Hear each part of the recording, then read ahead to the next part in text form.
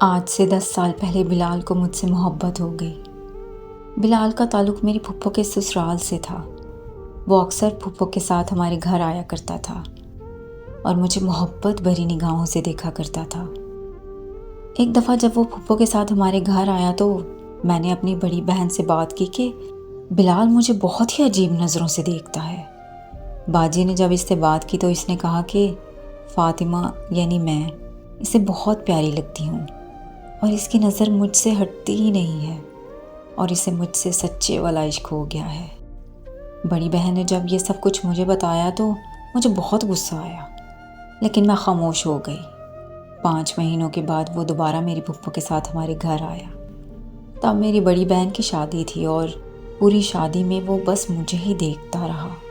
شادی ختم ہونے کے بعد میں اور میری پھپھو کی بیٹی عائشہ چھت پر باتیں کر رہی تھی کہ وہ ہمارے پیچھے چھت پر آیا اور میرا ہاتھ پکڑ لیا۔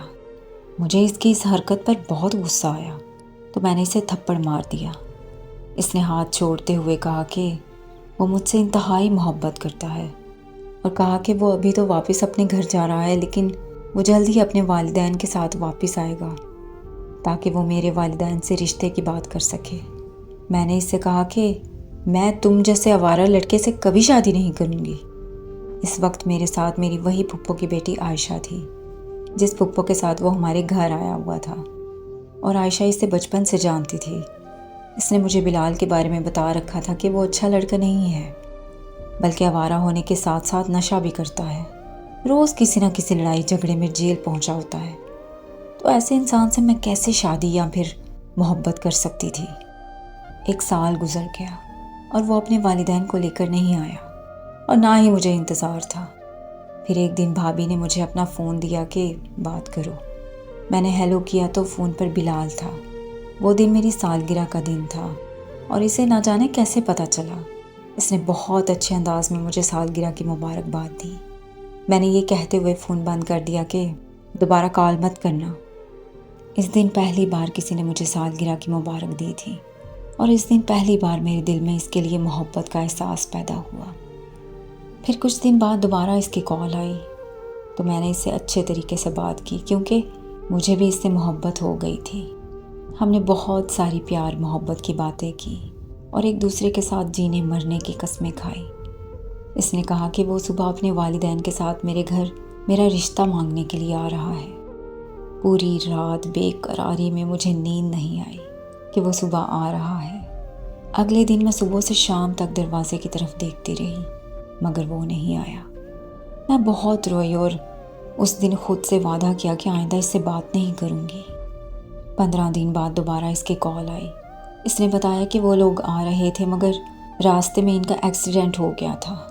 وہ لوگ بری طرح زخمی ہو گئے تھے اور آج ہی ہاسپٹل سے گھر واپس آئے ہیں۔ اس نے معافی مانگتے ہوئے کہا کہ وہ جلد ہی اپنے والدین کو لے کر میرے گھر آئے گا۔ یہ سن کر مجھے بہت شرمندگی ہوئی کہ میں اس کے بارے میں کتنا غلط سوچ رہی تھی۔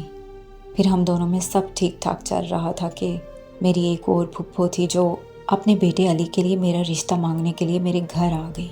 میرے ابو نے کہا کہ ہم سوچ کر بتائیں گے۔ وہ لوگ چلے گئے۔ پھر بلال کی کال میری بھابھی کے نمبر پر آئی۔ اس نے کہا کہ عائشہ نے مجھے بتایا ہے کہ تمہارے لیے علی کا رشتہ آیا ہے اور یہ بھی بتایا ہے کہ علی اور تم آپس میں محبت کرتے ہو۔ اور میں نے علی کو کال کر کے پوچھا تو علی نے بھی یہی کہا ہے کہ میں اور فاطمہ ایک دوسرے سے محبت کرتے ہیں اور شادی کرنے والے ہیں۔ یہ سن کر مجھے سمجھ نہیں آ رہا تھا کہ علی اور عائشہ ایسی باتیں کیوں کر رہے ہیں، لیکن میں نے بلال کو سمجھایا کہ ایسا کچھ بھی نہیں ہے، میری تو کبھی علی سے بات بھی نہیں ہوئی۔ بلال نے میری بات پر یقین کر لیا اور کہا کہ وہ مجھے کسی اور کی نہیں ہونے دے گا۔ تو میں نے کہا کہ تم اپنے والدین کو لے کر ہمارے گھر رشتہ مانگنے آ جاؤ نا۔ اس نے بتایا کہ میری امی نہیں مان رہی کیونکہ ایکسیڈنٹ کے بعد سے وہ تمہیں منحوس سمجھتی ہیں، لیکن اس نے وعدہ کیا کہ وہ جلدی اپنی ماں کو منا لے گا۔ اور پھر میرے والد نے میری پھپھو کو علی کے رشتے کے لیے ہاں کر دی۔ میں نے ابو کو کہا کہ مجھے علی نہیں بلکہ بلال پسند ہے۔ یہ سنتے ہی مجھے ابو اور بھائی نے بڑی بے رحمی کے ساتھ مارا۔ جب یہ بات بلال کو پتہ چلی تو وہ ہمارے گھر آ گیا اور لڑائی کرنے لگا۔ اس کے پاس پستول تھی اور لڑائی میں گولی چل گئی۔ گولی میرے چھوٹے بھائی کے پاؤں پر لگی اور وہ زخمی ہو گیا۔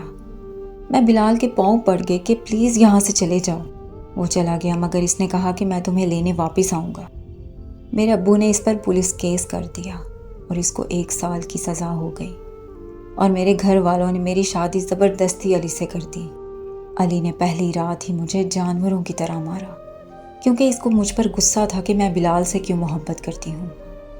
میرے ساتھ جو بھی ہو رہا تھا اس کی ذمہ دار میری پھپھو کی بیٹی عائشہ تھی۔ وہ بلال سے محبت کرتی تھی، مگر جب اسے پتہ چلا کہ بلال مجھ سے شادی کرنے جا رہا ہے تو اس نے علی کے ساتھ مل کر پلان کیا، اور علی نے اپنی امی کو رشتے کے لیے بھیج دیا۔ عائشہ نے ہی بلال کے گھر والوں کو میرے خلاف کیا تھا۔